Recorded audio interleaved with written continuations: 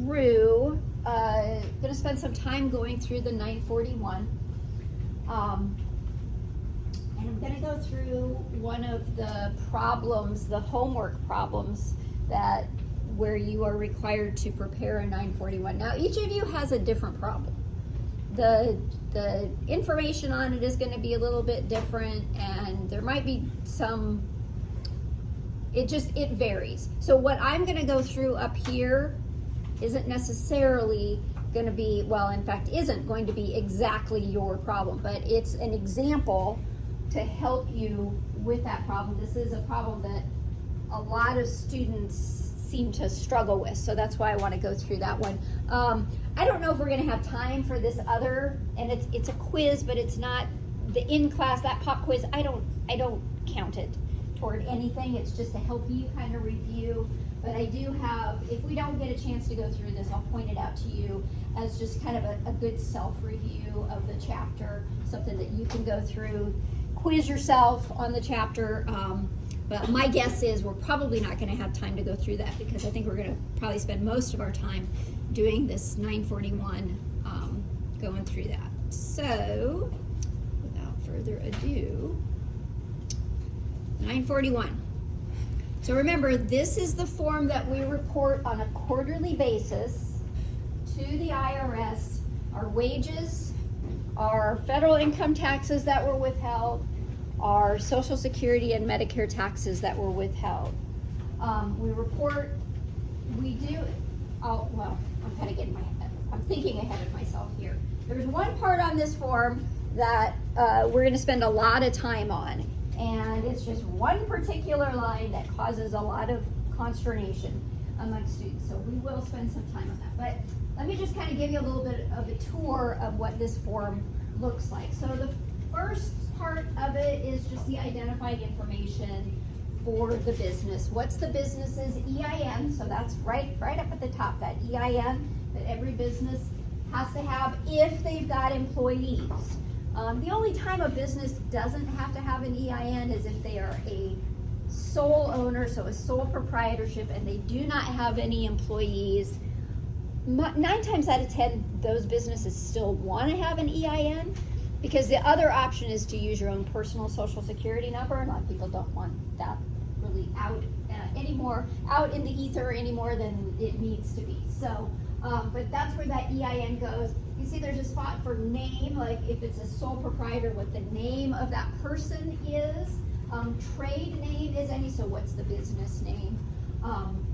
Address, all of that information. If it's in a foreign country, there's even a spot for if it's in a foreign country, but it's an American business, they still have to file that.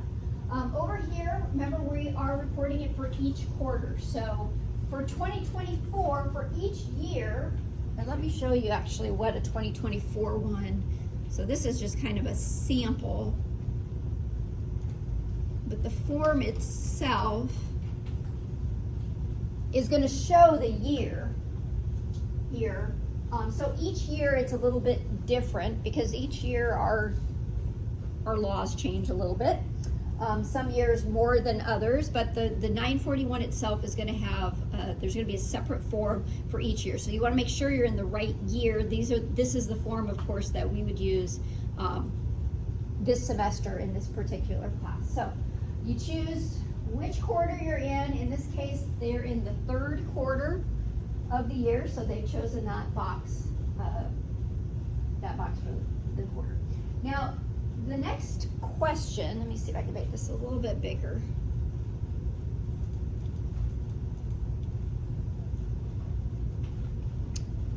The first question, line 1.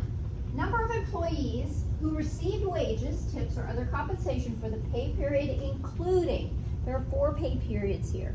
So whatever quarter you're in, this is the 3rd quarter, you would choose the date that they're referring to for that particular quarter. So how many employees were paid during the pay period that included this date? So here it's September 12th would be the quarter, the date that we would be looking at. How many employees were paid during that time? Not necessarily how many employees do you have total, but how many were paid during that time. and then you just enter the number of employees there in the first line. Next line, wages, tips, and other compensation. So this would include any bonuses or all of those types of taxable wages that we talked about would be included here. Now these are wages, tips, and other compensation that are taxable for federal income tax purposes.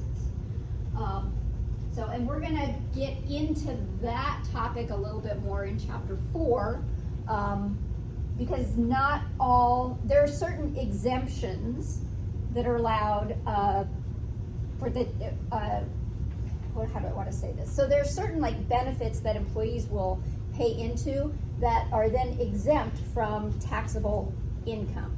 So for example, if an employee contributes to a pension plan, so they contribute to a 401k, the amount of that contribution reduces their taxable wages. So maybe if they have wages of $2,000 in a pay period and they contribute $100 toward a 401k, you get to subtract that $100, and now only $1,900 is subject to federal income tax for that pay period. So there are certain types of exemptions like that, benefits that employees can pay into that reduces their taxable income. So what they're referring to here is the amount of wages that are subject to federal income tax. Okay, so in our examples, it's pretty much for this chapter, it's all wages. So I think your problems, it's going to be all wages that were paid during this quarter. So in this case, they paid almost $75,000 in wages. That's the amount that's entered there. Line 3, the federal income tax that was withheld pertaining to those wages.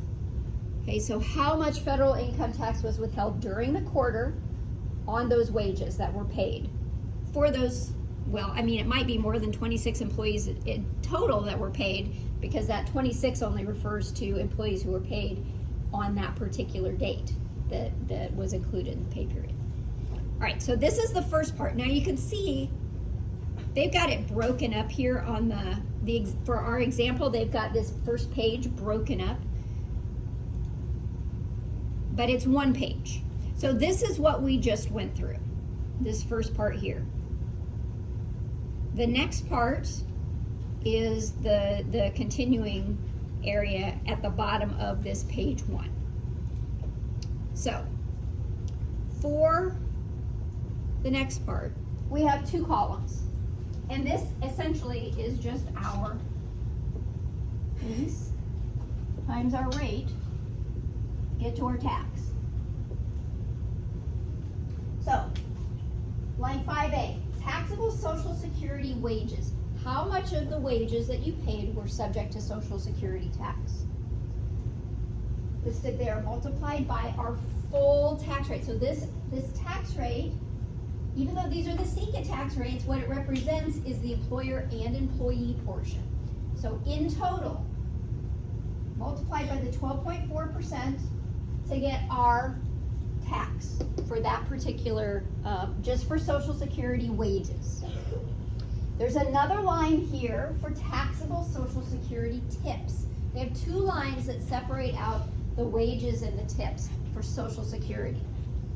Okay, so if there were tips, and I think some of you may have a problem where there are tips involved, that means that the tips have to be pulled out and listed separately on that line. They're not included with the wages here. So if there were any Social Security tips, they're same tax rate, then the resulting tax multiplied in column 2. Line 5C, Medicare, taxable Medicare wages and tips. Now, they've combined both wages and tips on this line, so be careful. This for Social Security, you got 2 separate lines for wages and tips. For Medicare, you just got 1 line for wages and tips. Okay? So the total amount, and you can see in this example, it's the same number. Our base is the same number for Social Security wages, for Medicare wages, and for those wages that were subject to income tax. It's the same number. it is not always the same number. In fact, it's very common for it not to be the same, these not to be the same numbers. Because remember, if we had an employee that had exceeded the Social Security wage cap during this quarter, that amount of wages that exceeded the cap wouldn't be included under the Social Security wages. It wouldn't be included in the base. Remember when we did our calculations, so we had Social Security tax, we had Medicare tax, and we had the additional Medicare tax. Remember when we did that, we had examples where we had a different base for each one of these. So what this is in column 1 is essentially what is that tax, what is that wage base for these different types of taxes. And just like in our examples, we could have different numbers that are in each of these boxes. Now in this example, it's the same, which tells us nobody has exceeded the Social Security wage base and who was paid in the third quarter at this company, right? Because otherwise we would have a difference between our taxable Social Security wages and our Medicare wages, and we would have a difference between our Social Security wages and our federal, our income tax wages, which was on the line 2. We also know that nobody's exceeded $200,000 in wages at this company this year because we don't have any additional Medicare tax withholding, right? If we had an employee that had exceeded and they were still employed in the third quarter, then we would have some wages in there because we would have withheld some additional Medicare taxes. But in this example, we don't have that. So you can see, so for Medicare wages and tips, we're multiplying it by the 2.9%, again, both the employee and the employer portion, to arrive at what our tax is. Line 5D, if we had any additional Medicare tax, if we had any wages that we paid to employees that were subject to additional Medicare tax, that would be on line 5D. Here, we'd have the wages that were subject to it, multiplied by the 0.009. That's the amount that would have been withheld from employee paychecks for additional Medicare tax. Line 5E, we're going to total everything in column 2. So everything here from 5A to 5D, we total all of that and enter it into line 5E. Here. So these are the total Social Security and Medicare taxes. And you notice, if you read, each of these lines gives you the math. It tells you how to do the math for each of these lines. Add column 2 from lines 5A, 5B, 5C, and 5D, right here. So it's there. More intricate instructions about what goes into those numbers is in a separate document if you're looking, and you can look up in like instructions for 941. You can look that up and it will tell you line by line what type of income, what kind of, where am I getting this information? What type of income am I putting in here? It will give you that. But as far as the math goes, it's right on the form. It tells you exactly how to add up each line. Line 5F, we're not going to do anything with. Tax due on unreported tips. We're not going to worry about that one. Line 6, total taxes before adjustments. Again, they're giving you the instructions. Add lines 3, 5E, and 5F. All right, well, 5E was the total of everything here. We didn't have anything in 5F. Line 3 was the federal income taxes that were withheld. So now it's asking you, what were the total amount of payroll taxes that you both withheld from employee paychecks and that the employer owes, their portion of it. All of that is totaled up and entered here on line 6. Total tax, you notice it says before adjustments. There are some adjustments that have to be made. For our purposes, just getting started here, we're not going to look at the adjustments for sick pay or the adjustments for TIP or group term life insurance. We're not going to do anything with those lines. But we do have to address this current quarter's adjustment for fractions of cents. This is the line that conceptually throws a lot of students off. It's a little bit difficult. Once you've done the math on it, once you've gone through and done the problem, it makes more sense, which is why we're going to do a problem here.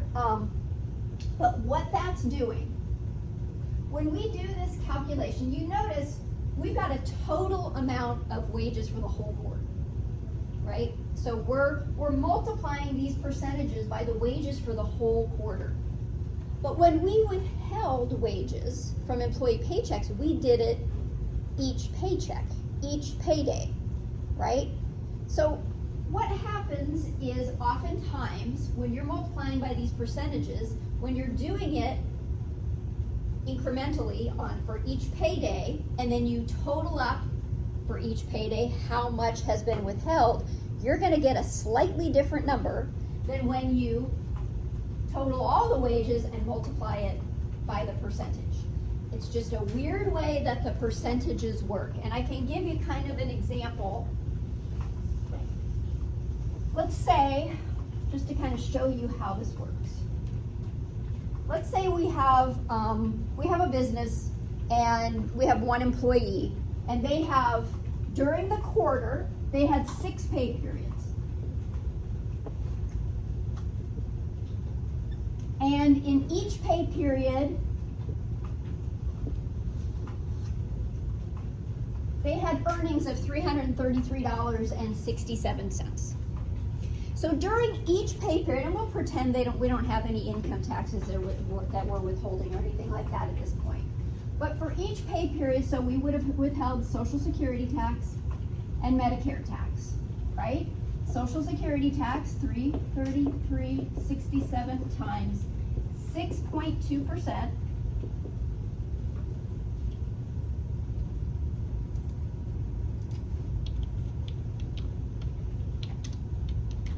So we would have withheld $20.69.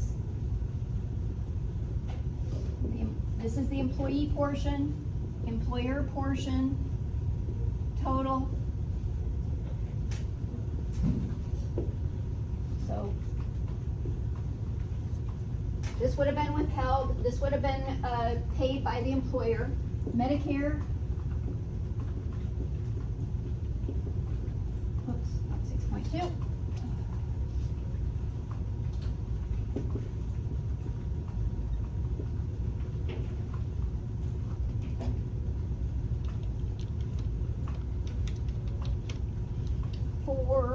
Is that right? Oh, no. So 484.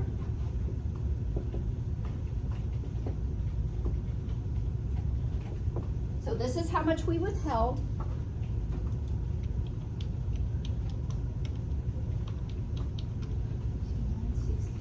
Each pay period.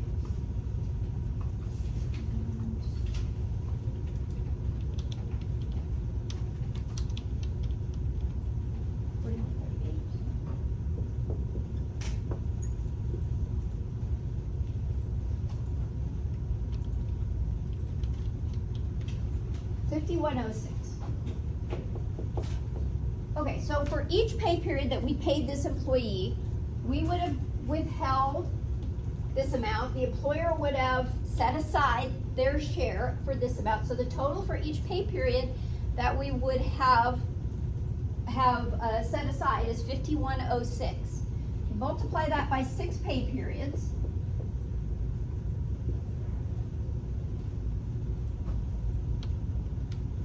$306.36. This is how much we deposited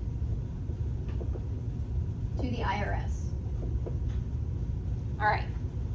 So over the course of the quarter, that's how much we deposited. But then we get around to completing our 941 form. What we do is we take, so we had 6 pay periods. Because we're totaling up our total amount of wages. Well, here, right? So 2,002.02. So that's what we would be entering here and here. Now, if we look times 12.4%, and then 2,002 times 2.9%. So this is our 941. What we've entered.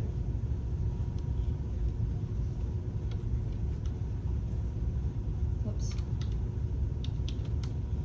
248.25.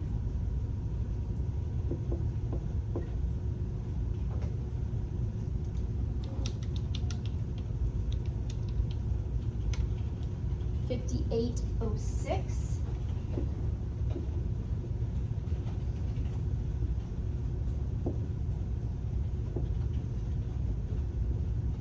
All right.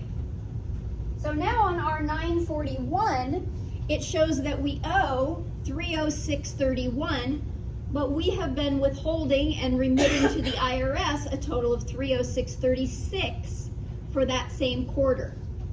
We have a difference. The difference is only due to rounding. It's due to the fact that up here we're multiplying these percentages each pay period, whereas on the 941 we're multiplying the percentages by the whole quarter. Okay, so that's where the difference is coming in between these two. And what you have to do, that's where this adjustment for fractions of cents comes in. This amount, this 30, well, actually, let me go back.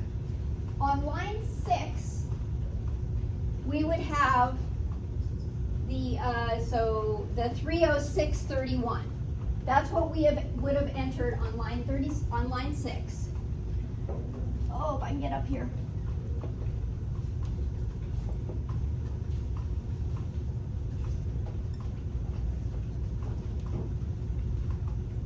What we ultimately end up entering here on line 10 is the 306.36.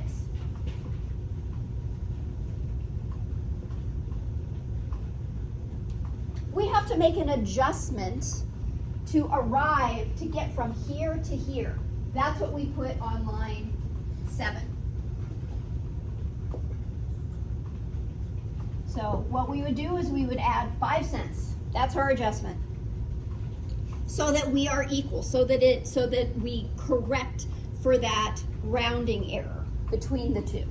Rounding difference. I shouldn't say it's an error. But we want to match what we actually deposited to the IRS. Now, if it turns out that this adjustment here is more than probably about $1, then what's probably happened is we deposited the wrong amount at some point, because that's too big a difference. This really should be, a few cents here or there. It could be 25 cents, that's okay. But once you start getting into about $1 or more, then there's probably an error somewhere. It's not a rounding difference, it's an error that's been made. But that's the concept behind this adjustment for the quarter cents, okay? What you're gonna do when you actually enter this, so the procedure, and it tells you this in the problem. It gives you this advice in the problem. You're gonna enter the information up to line 6, and then you're gonna stop. And you're gonna move down to this area in part 2. Because what part 2 is, it's how much did you actually deposit? It's this part here that you enter in. But let me go back. So we've entered, so line 10, total tax after adjustments. Again, we're gonna kind of back into that number when we do the actual problem. Line 11, we won't put anything down for line 11. We're not gonna do anything with small business payroll tax credits or anything like that. Line 12, total taxes after adjustments. Again, it's giving you the math. Subtract line 11 from line 10, so if line 11 0, it's just the same as line 10. And then line 13 is our total deposits for the quarter. How much did we deposit? So this number, these numbers need to be the same. And that one's automatically going to be the same if you don't have anything on line 11. Shouldn't have anything unless you had that, unless you made an error and your error is more than just the rounding adjustment, you shouldn't have any balance due, shouldn't have any overpayment. These amounts should be correct, or should be, what you owe should be what you paid. Part 2.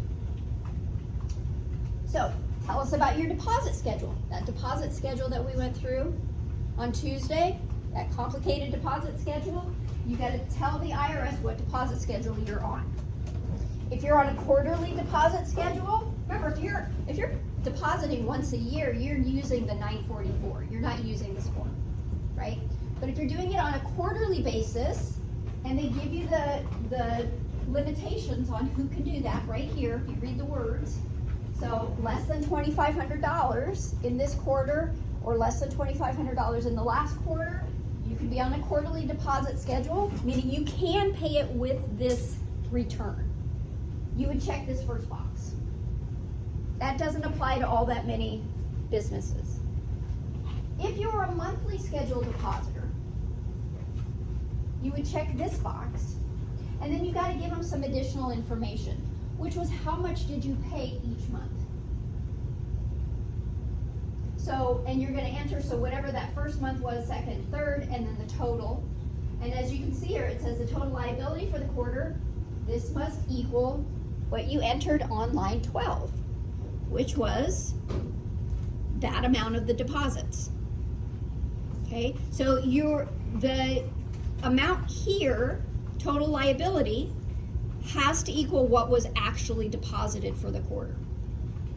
If you were a monthly scheduled depositor, remember the requirements for monthly scheduled depositor. If you owed $50,000 or less in that look back period, or if you're just starting out, right? You don't have a look back period, you're going to automatically start out as a monthly scheduled depositor. Or if the IRS has told you you're a monthly scheduled depositor. So you enter each of the amounts that were deposited for each month, and then total up the liability for the quarter. That's got to equal what was entered on line 12. So that's why it's important to do this part, to start, go through line 6, then stop. Once you do that, skip over to part 2 to figure out what your deposits were, because that gives you then the difference between what your deposits were and what that calculation was is your adjustment. That adjustment amount for fractions of cents. Okay? Now there's a third box here. If you are a semi-weekly scheduled depositor, so remember, if in your look back period you owed over $50,000, then you are a semi-weekly depositor. So you either deposited your payroll taxes on the Wednesday or the Friday, depending upon when your payday was, right? Then you check this box, and you have to fill out what's called a Schedule B. So there's a separate schedule, but you only have to fill that out if you were a semi-weekly scheduled depositor, or if at any time you had that next day requirement. Remember, that next day requirement was for anybody who, any business who had a liability of $100,000 or more in a single pay period. And that's only pertains to the single pay period. If they go back to owing less than $100,000, the next pay period, they don't have to deposit next day again. So let's take a look real quick at the Schedule B, so you can see what that looks like. Here's the Schedule B. Again, so semi-weekly scheduled depositors or next day depositors. What you do, again, EIN listed, trade name, you enter the year here. This Schedule B doesn't change year by year. They don't update this every year, and so you actually have to enter in what the year is. Again, pertains to which quarter you're going to be, you're reporting for. And then you'll see we've got 3 months listed here. This is just a one page. It's only one page.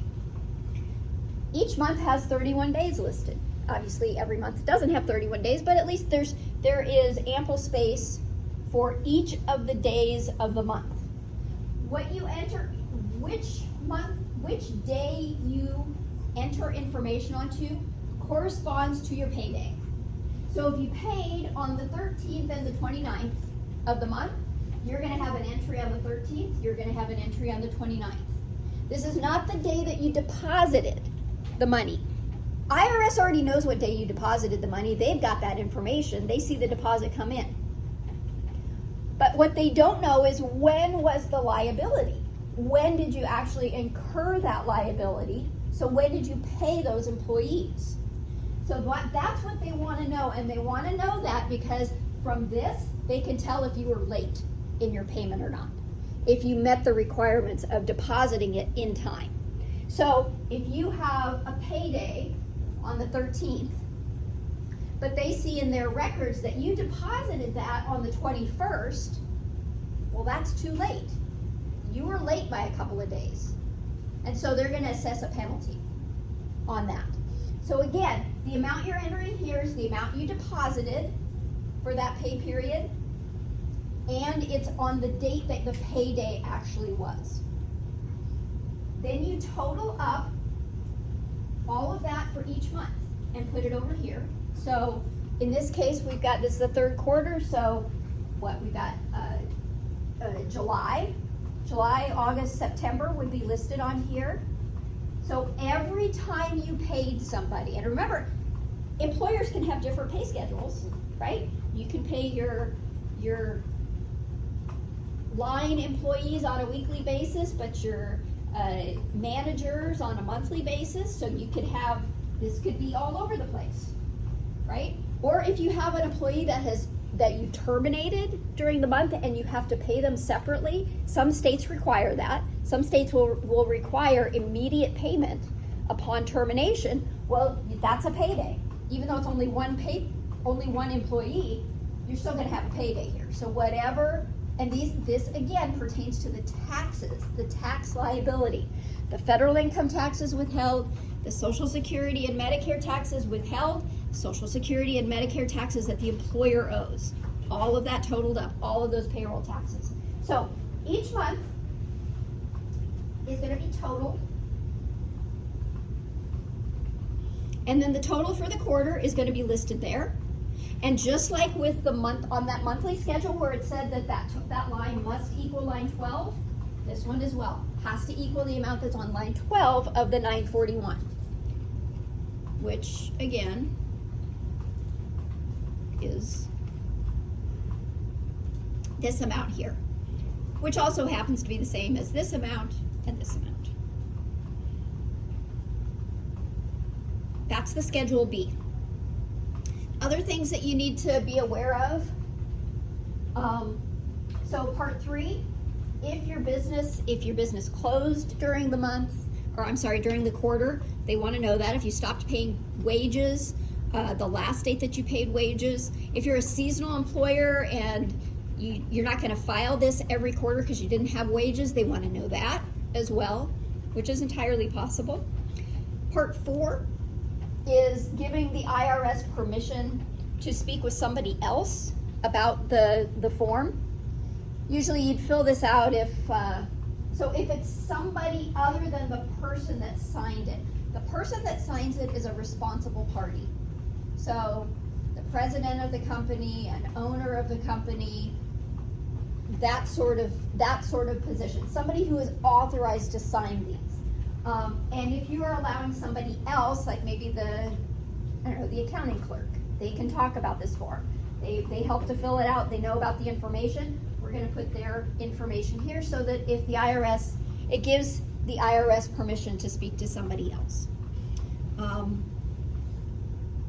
I mentioned this one because on your problems, I think there's a drop-down menu where they want you to put yes or no to answer this question. Part 5 is who is the responsible party. In this case, it's the owner. So signature, printed name, title, phone number, date, all of that stuff. And then if you paid a separate preparer to prepare this form, so like a CPA or a payroll processing company, their information is listed here. In order to get paid to prepare this form for somebody, you have to have what's called a PTIN. a preparer tax ID number. It's a separate form, a separate number that individuals have to register for with the IRS. That's if you're a paid preparer. That doesn't mean, like, if you're the bookkeeper for the company and you prepared it, you're not considered a paid preparer. We're talking about somebody outside of the company that got paid to prepare it. So CPA, bookkeeper that's outside of the company, payroll processor, that sort of thing. That's the 941. That's the tour that I wanted to give you. So all of that is here as well. Let's see if there's anything else I want to.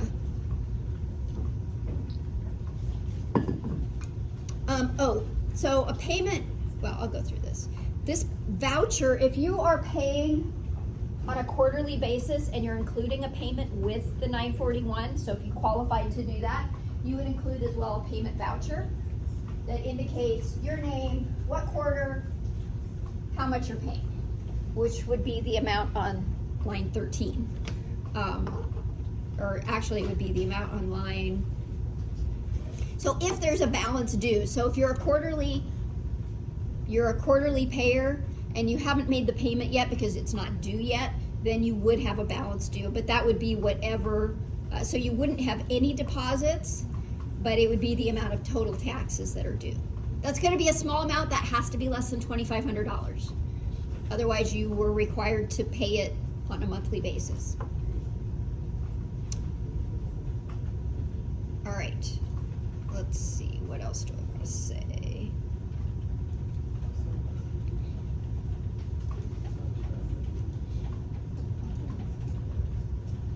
Okay, so this stuff, I mean, this just goes through everything that I just said, but it's on slides, so I'm not going to reiterate that. These slides, it tells you, like, each line on the form where you might find the information in your own personal records, in the business records, where that information would come from. So that's what this chart is telling you. I'm not going to go through that in detail either. Already mentioned, so if you owed less than $2,500 and you're paying on a quarterly basis, then you would use that 941V, that voucher would accompany the form. Most companies will file the 941 electronically. You do have to register with the IRS in order to file this form electronically. You also have to register in order to pay electronically, but the process for registering to file this electronically is a little bit more involved than the actual payment. There's a full, like, e-file application that you have to use, and then you have to apply for a PIN. You could use like a reporting agent if you want, which is usually like a CPA or somebody like that. If there are errors on the 941, because none of us is perfect, right? Errors happen. There is a form 941X, which is an amended form. So if you made a mistake, and from personal experience, I will tell you that mistakes on a 941, unless you catch them quickly, like you catch them by the next quarter, they are difficult to correct. Not impossible to correct, but they get a little bit complicated. Also, if you find an error like in a previous year, then you've got to go back and correct all of the W-2s that were issued as well that pertain to all of that, because it means there was probably some error on those W-2s. But this form 941X is an amended form. Anytime you see X at the end of an IRS form, it means it's an amended form. So 1040 form, 1040X, that's an amended form. You don't go back and correct an old form, you do a whole new one, but it's an amended one. Types of tax penalties. So they will assess, if you're late in filing the form, you'll be assessed a penalty.